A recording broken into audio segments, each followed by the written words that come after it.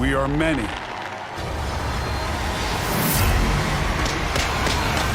We create different worlds. But mankind shares the same desires. Now, the riches of a new world pour out across the planet, creating new desires, new wealth. 1579, the Pacific Ocean off the coast of South America. A ship on a mission that launches a new age of piracy.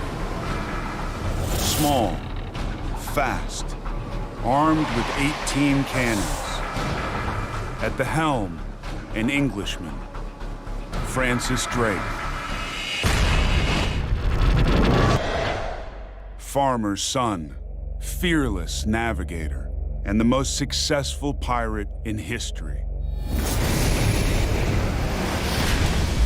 In his sights, a Spanish galleon, loaded with a metal so valuable, it will change the world. Drake's secret partner in crime is the English Queen, Elizabeth I. Drake was given letters of reprisal, signed by the British Crown, which meant that he could go and raid Spanish shipping. What he did was piracy. He's already plundered over 70 Spanish ships. The King of Spain has put a price on his head. $10 million today. Dead or alive. The Spanish ship, the Cacafuego, heads for the coast of Panama with the most valuable cargo ever seen at sea. In its hold, 26 tons of silver from the Americas, worth $30 million today.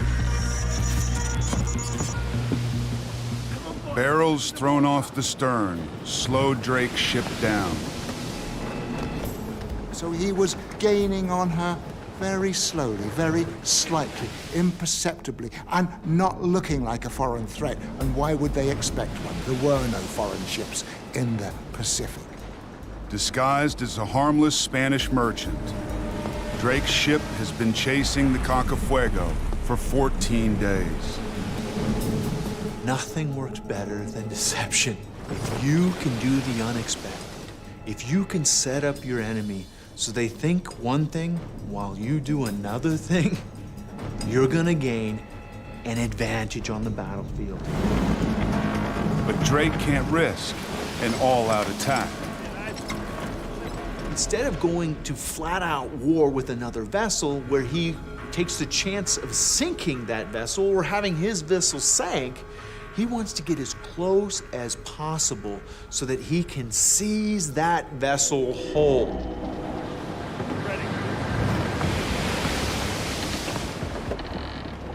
His plan, a surgical strike from close quarters to take out the Spanish galleon's main mast. Success on the battlefield, whether it's land or sea, is all about stacking the right advantage in your favor at the right time, so when the moment comes, you execute perfectly.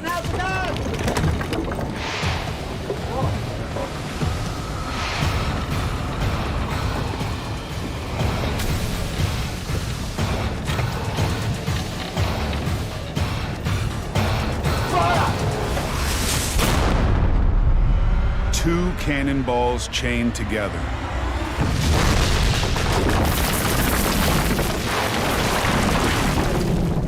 Smashed through the mast. Now she couldn't flee, even if she tried. She was incapacitated.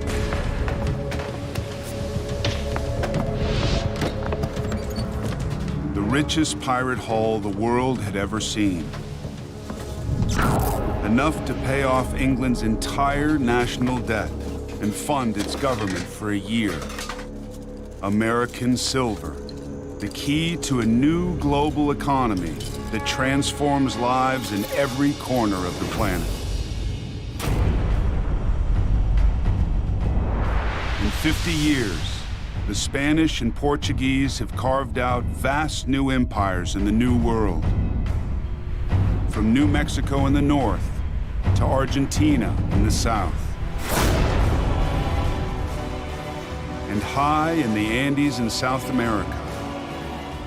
A discovery that will launch a new era in the story of mankind. Potosi, a mountain made of silver.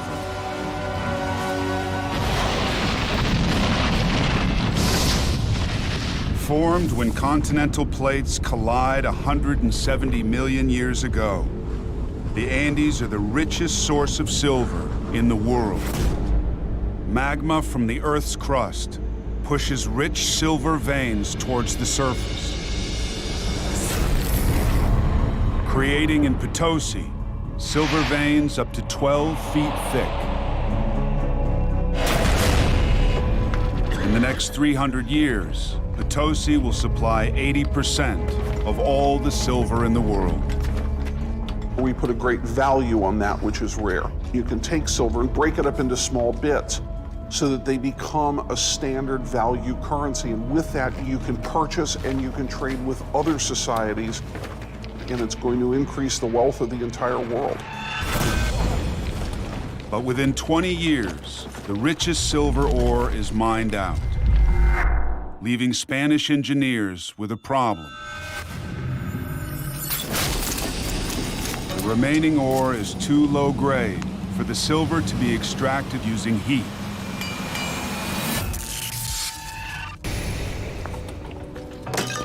Spaniards had never encountered anything like silver ore before and didn't know how to refine it. The techniques that they used actually just ended up boiling away the silver. The riches of America trapped inside its rocks. But in 1553, a man arrives with a secret formula, the key that unlocks the wealth of the New World. Bartolomé Medina. Experimenter, innovator, entrepreneur.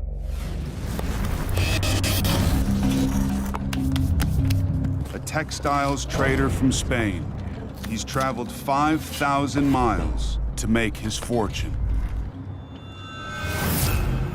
His idea will build new cities and empires, create new ways of living, launch new conflicts, and help to fund some of the man-made wonders of the world.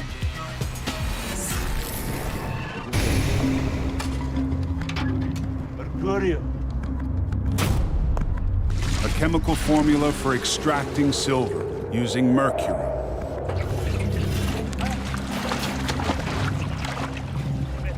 But at first, the method that worked in Europe fails. Medina doesn't realize that the silver-bearing rocks of the Andes have fewer traces of copper than those of Europe, essential for the formula to work. For months, he experiments, searching for a solution.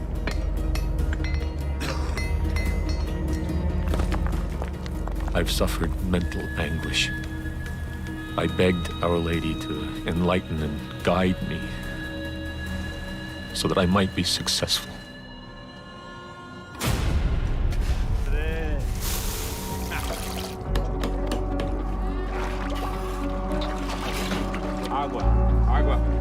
Medina was an entrepreneur who saw a problem and fiddled and experimented until he came up with a solution.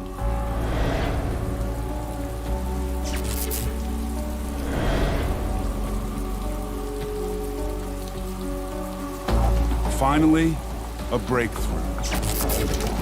The missing ingredient, a common substance used to tan leather, copper sulfate. Reacting with mercury, the missing catalyst that separates the silver from its impurities. the key that turns the mines of Potosi into the richest source of silver mankind has ever known. What Medina did was he made those silver mines of South America dramatically more productive. And the flow of silver going into global trade just took off overnight. 220 tons of silver mined each year. Potosi becomes the busiest industrial complex in the world.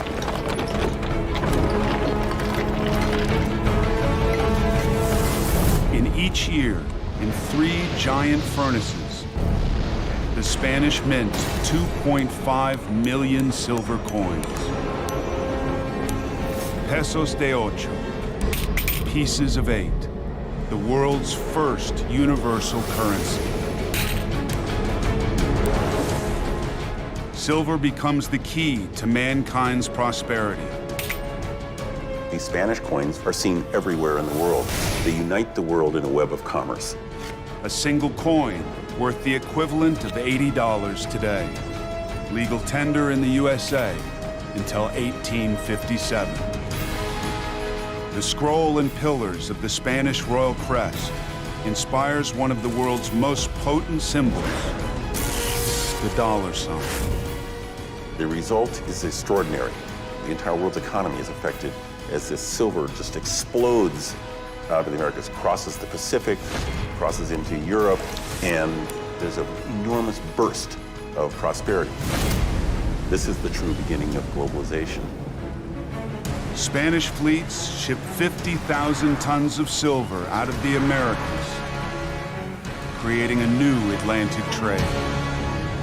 Suddenly we have mass quantities coming onto the market, which is going to really transform all of European trade. And what we see is a whole new booming economy in Europe. New trading centers rise.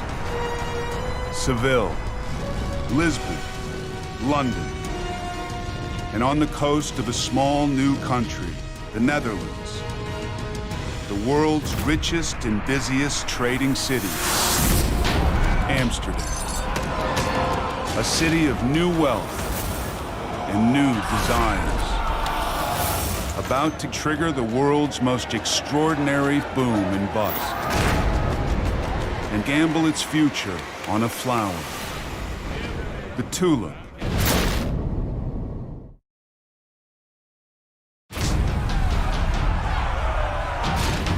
Amsterdam, 1639.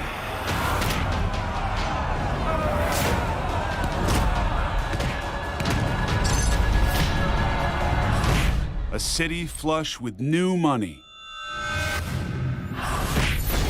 A century after the Spanish conquest of the New World, the riches of the Americas and an explosion of global trade have turned the Netherlands into the richest nation on the planet. The Dutch control over half the world's shipping. More new millionaires than anywhere else on Earth.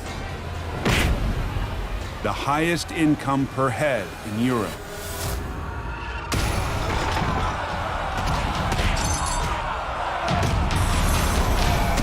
A city in love with gambling. Caught up in the excitement, Jan van Hoyen. Struggling artist, looking for a new way to make his fortune. In a wealthy city, a city of great merchants and great enterprises, he's a guy on the move, and he wants to get in on this action. New wealth drives the demand for new luxuries. And one exotic import has captured the public's imagination: the tulip. Imported from Turkey, the patterns of the most exotic tulips are created by a virus that attacks only some bulbs, making them rare and hard to cultivate. Today, a tulip bulb sells for about 50 cents. But in Holland in 1636, the rarest bulbs are selling for 100 times their weight in gold. Amsterdam's merchants are inventing new ways of making money. The birth of speculation. In the back rooms of taverns, tulip merchants sell not flowers or bulbs, but the rights to next year's harvest. The world's first futures market. Today, all agricultural products are sold at futures markets.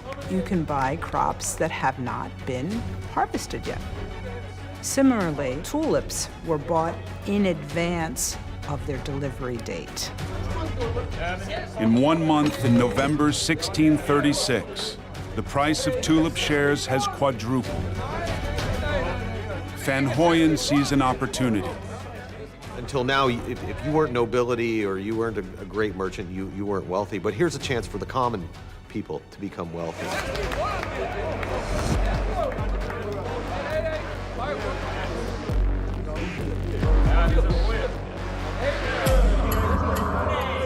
Confident of a quick return, Van Hoyen invests all his savings in tulip shares.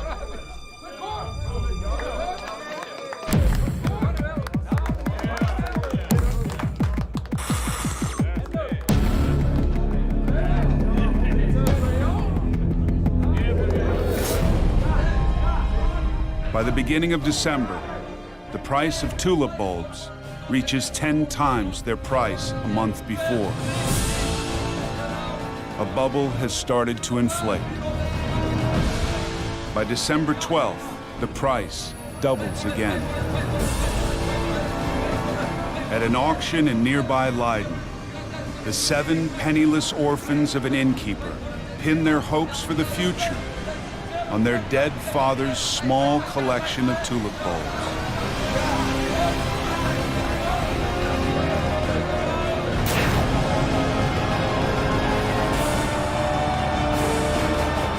In less than an hour, each child earns 40 times the annual income of an average craftsman.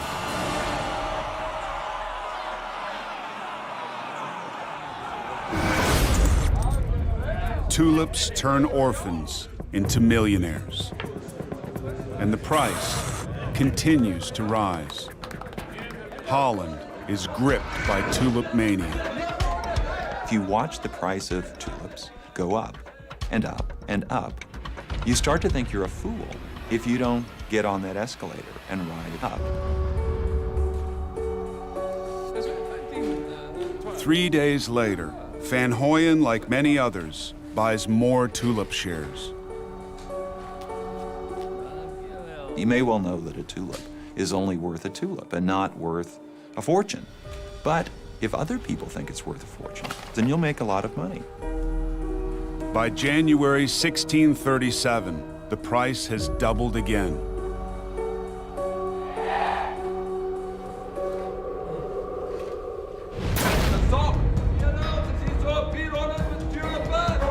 Now, a few wise investors decide to sell their shares and make fortunes. Everything in financial markets is about timing. The time you enter a contract and the timing you get out. Van Hoyen hangs on to his, confident that the market will continue to rise and rise. I could see myself in his shoes. He saw the orphans getting rich. He thought he would like to be in the mix himself, that if he didn't get in, that he'd miss the boat, he'd miss his chance. Unfortunately, his timing was off. Suddenly, on February 3rd, 1637, at an auction in the city of Haarlem, a consignment of tulip bulbs goes unsold. Within days, investors panic and rush to sell their shares.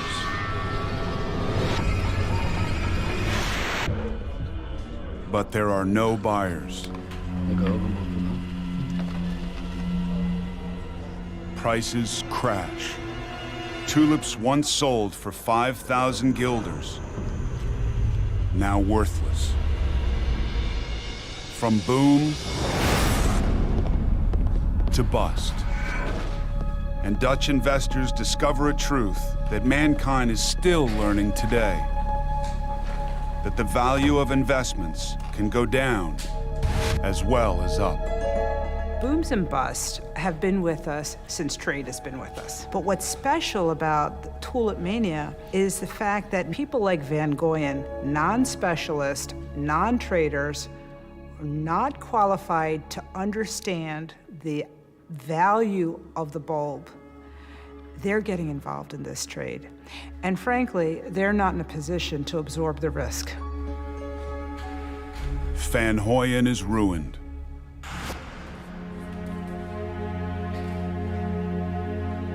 He never makes his fortune. But in painting his way out of debt, over 1,200 pictures and 800 drawings, he becomes one of Holland's most prolific and greatest artists.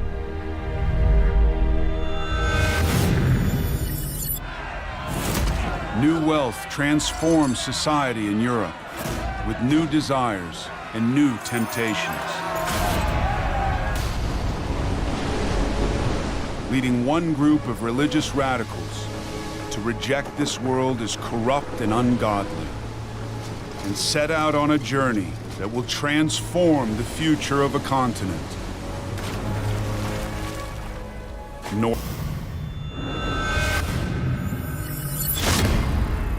Thousands more will follow.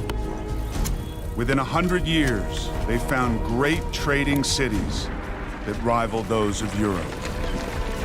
Charleston, Philadelphia, New York, Boston. 50 pioneers who turned their back on a world devoted to making money lay the foundations of the United States, the greatest trading nation of the future. But while corn and cooperation transforms North America, a new commodity sweeping the world, sugar, changes the destiny of another continent. Africa. Leading one woman, a warrior queen, into a desperate struggle for her kingdom and her people. Ndongo, Central Africa. Today, part of northern Angola. In a struggle for resources that shapes the world we live in today, one woman fights to keep hold of her kingdom. Queen Nzinga Umbandi. Skillful strategist, warrior queen. Hey, Ndakuna. Nzinga was a ferocious woman who was a ruler, but she was very complicated. Queen Nzinga confronts a formidable enemy, the Portuguese. They want her territory and her people as slaves. Portuguese plantations in the New World need a workforce to produce a new crop changing mankind's taste: sugar.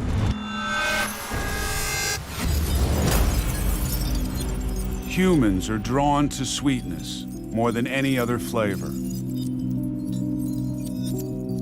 Today, we eat up to half our body weight in sugar every year.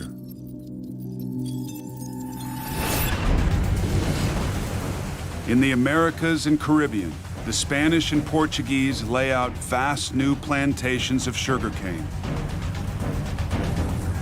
People have always wanted luxurious food that tastes good. And the hunt for luxuries has driven the exploration of the world and the spread of trade networks.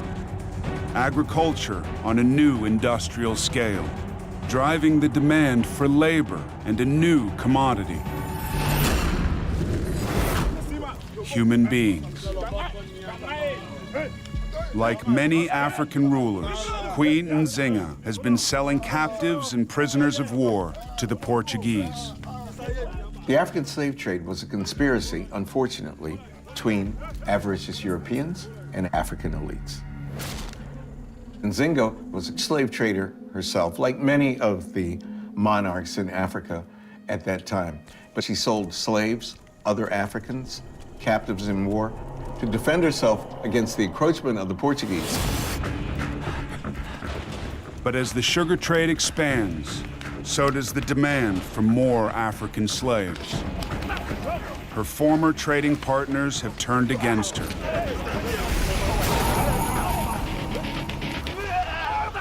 They now want her people as slaves.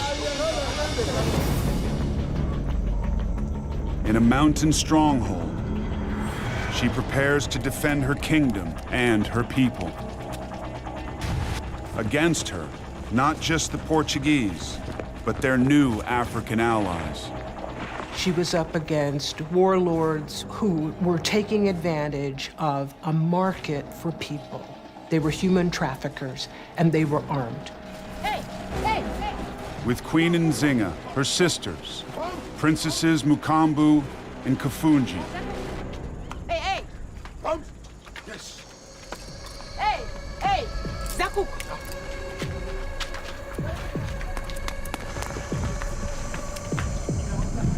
Zakuk!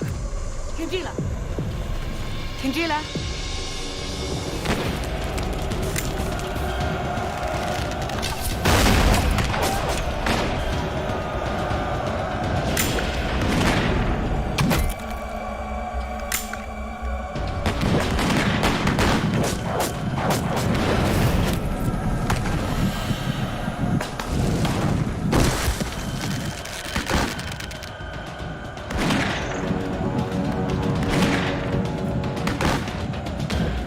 The Ndongo are outnumbered, surrounded.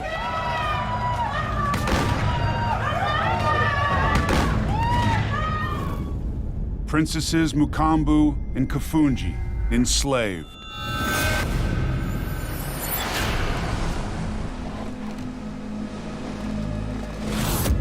Over 3 centuries, European slave traders will transport 15 million Africans to the New World. The majority from Central Africa. It's one of the most horrendous and painful moments in modern human history, both for Europeans and for Black Africans.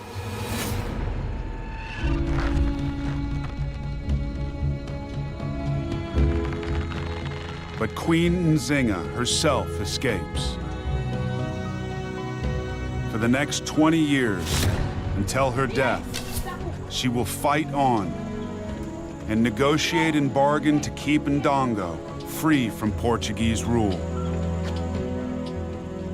I'm fascinated that there was a woman who was as powerful in the history of Africa as Queen Nzinga. Hey, hey! Ndakuna!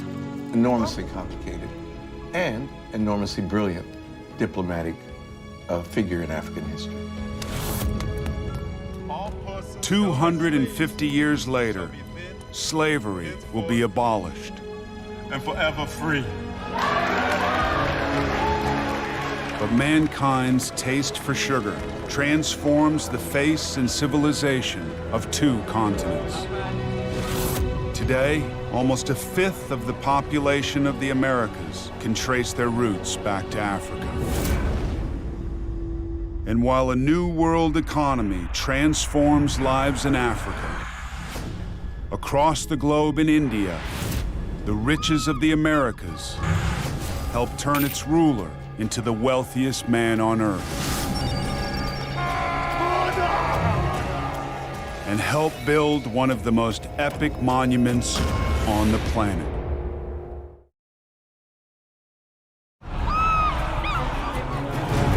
(1631), Burhanpur Fortress, Central India. The world's richest man on campaign to consolidate his power, Shah Jahan.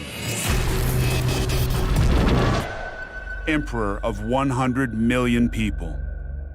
His name means king of the world. Shah Jahan was the king of kings. During the Mughals' golden age, he expanded the reach of the empire. Shah Jahan's wealth is legendary. A chronicler describes just one of his treasure houses. 750 pounds of pearls, 275 pounds of emeralds, 3 silver thrones, 100 gold and silver chairs, 100,000 silver plates. Contributing to this wealth, a string of trading ports along India's coast, drawing thousands of European merchants flush with American silver.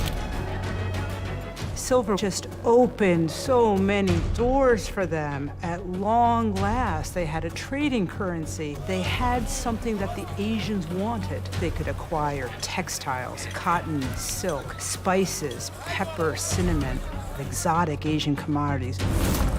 100 tons of silver pours into India each year, generating millions in taxes paid to one man, Shah Jahan.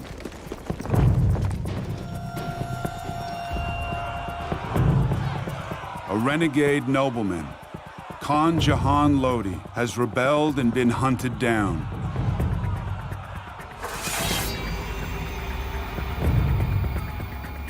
Now, he pays the price.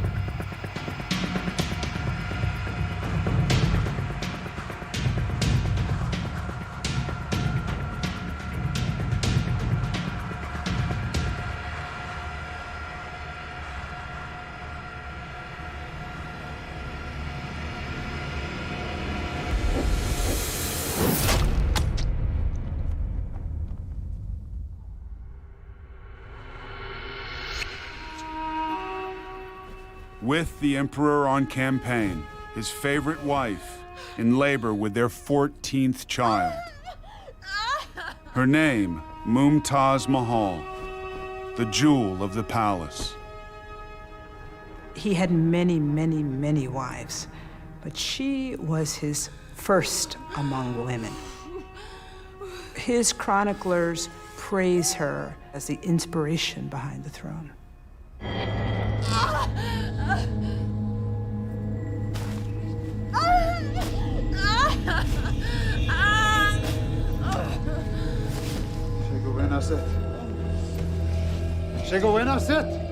But her life is in danger.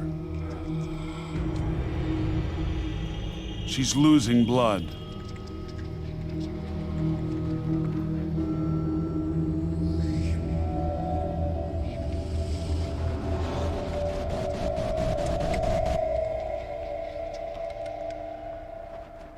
Neither Shah Jahan's wealth nor power can save the woman he loves. Here's this man who has the world in his hand. Here's the man who has riches that can't be counted. And he's lost his beloved. He has lost what he cannot hold.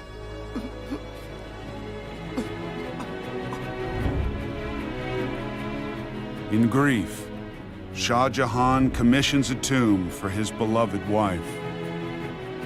Hundreds of tons of white marble, encrusted with jewels, costing the equivalent of $70 million today. A lasting monument to the power of silver.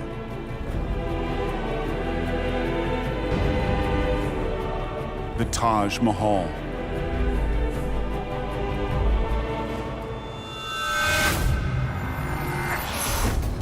Global trade and wealth on a vast new scale creates some of mankind's most iconic structures. Bigger, taller. We'll spend the next 350 years building monuments to our economic power and our connected world.